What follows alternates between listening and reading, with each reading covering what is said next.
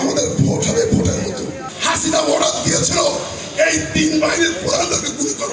প্রধানমন্ত্রী ডেকে এনে বলেছিল যে সেনা প্রধান, নৌবাহিনীর প্রধানকে, 3 বাহিনীর প্রধানকে এই দেশ ঠান্ডা করতে হবে। তারা বলেছেন আমরা গুলি করতে পারবো না। সে কারণে হাসিনা অর্ডার দিয়েছিল এই 3 বাহিনীর প্রধানদেরকে গুলি করো।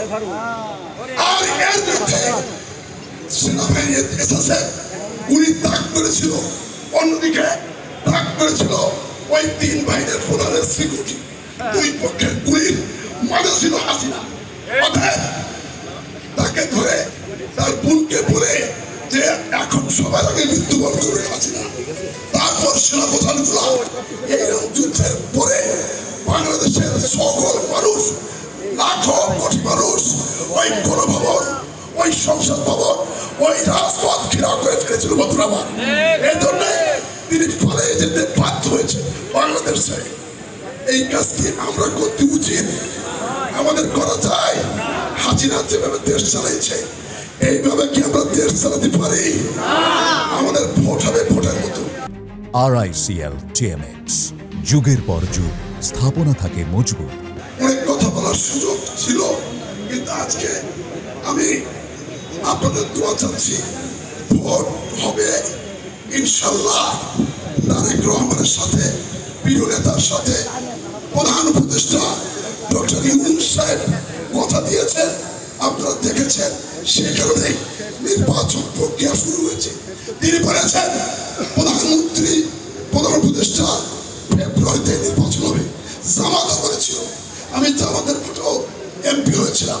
তাদের শ্রদ্ধাকে বলতে চাই, আজকে জামাত বলছে নাকি বিহারের নির্বাচন। বিহারে নির্বাচন আমরা জানেন কিছু?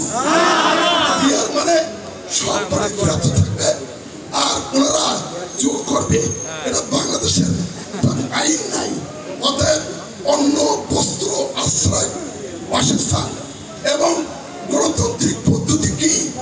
ভোট, জনগণের ক্ষমতা। জিয়াউর রহমান বলতেন জনগণই ক্ষমতার উৎস। আজকে এনসিপি 1 মাস 6 দিনে মারা গেছে। আমরা বিশ্বাস করি, আমরা তো 90 সাল প্রদান করে এসেছিলাম। আমি রক্ত দিয়েছিলাম 90 সালে। আমরা কোনো এমপি নিতে চাই না।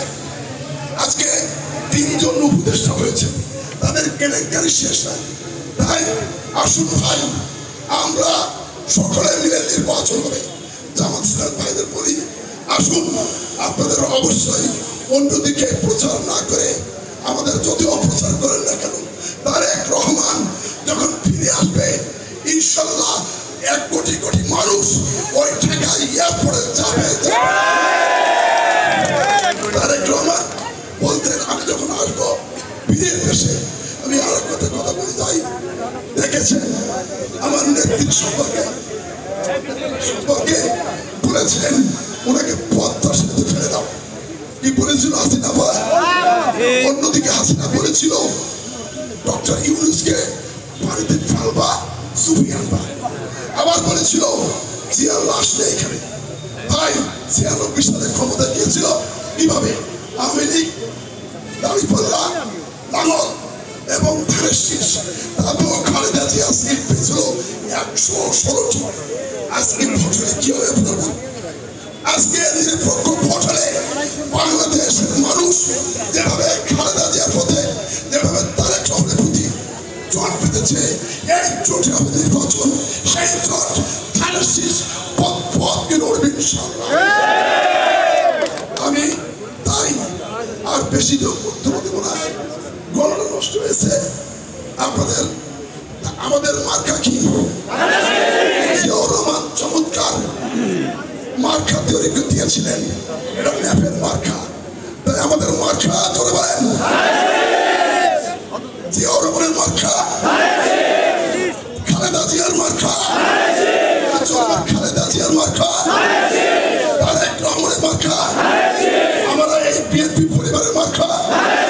জোরে হাত তুলে দেখাই দেন।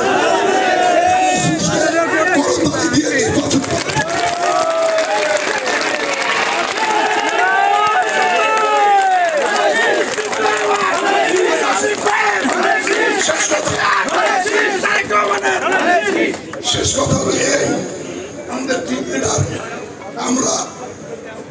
24টা ইউনিয়নের শেষ কমিটি করলাম আজকে, অর্থাৎ 23 নম্বর সম্মেলন, 23তম আমার 24টা ইউনিয়ন এবং 24টা ইউনিয়নের মধ্যে আজকে 23 একটা বাকি আছে মধ্যে সোনাবাড়ি, 24টা ইউনিয়ন শেষ করেছি।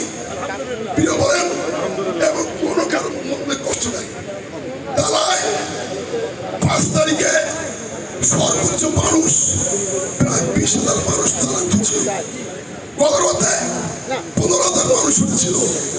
মনে করছিল হাবিব সাহেব অসুস্থ, হয়তো আসবে না, কেউ এটা বাজিমাত করতে চেয়েছিল। আল্লাহ রব্বুল আলামিন ওই কষ্টের মধ্যে এসেছিলাম, কারণ জেলে 5 বছর 70 বছর সাজার পরে 6 মাস জেলে ছিলাম, 5 মাস। এই জেল থেকে আসার পরে এখনো শারীরিক ফিট পাই না, কিন্তু আল্লাহ যদি এই যে 5 আমাদের রাজু 12 বাজে বৃষ্টি হবে, আর ভাই বলা যাবে না, দেখেন আল্লাহ, এই আল্লাহ আমাদের রক্ষা করতে আজকে করেছে কিনা বলেন না? ঝড় বৃষ্টি তুফান আমরা ভয় পাই না, আমরা তাদের মাধ্যমে ইনশাল্লাহ অতীতে ভোট ভাড়া দিয়েছিলাম, এবার আপনারা সারা রাত ভাড়া প্রস্তুত আছেন, সারা রাত ভাড়া দেবো, ঠিক কিনা বলেন না? ঐক্যবদ্ধভাবে ভোট করবো, ঠিক কিনা বলেন না?